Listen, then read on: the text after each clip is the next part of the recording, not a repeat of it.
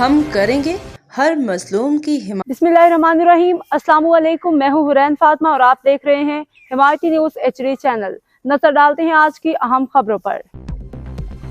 हज़रत अली अलैहिस्सलाम की विलादत बासआदत के मौका पे सिंध प्रेस क्लब मलीर में अकीदत और एहतराम के साथ एक तकरीब मुनक्किद की गई, जिसमें केक काटा गया और हज़रत अली अलैहिस्सलाम को खराज अकीदत पेश किया गया। अहमदीन हमायती की रिपोर्ट।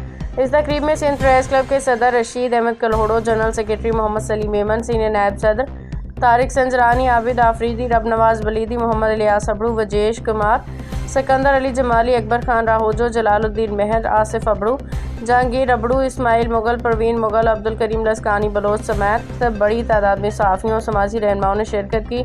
शुरका ने हज़रत अली अलैहिस्सलाम की ज़िंदगी, अदलो इंसाफ, बहादुरी और इस्लाम के लिए अंजाम दी जानी गई अज़ीम खदमात पर रोशनी डाली। कहा कि हज़रत अली अलैहिस्सलाम की सीरत पूरी इंसानियत के लिए एक बेहतरीन नमूना है। तकरीब के इख्तिताम पे मुल्क की सलामती, इत्तेहाद, उम्मत मुस्लिमा की भलाई के लिए दुआ की गई। अब तक के लिए इतना ही। मज़ीद खबरों और अपडेट से बाखबर रहने के लिए देखते रहें हिमायती न्यूज़ HD चैनल।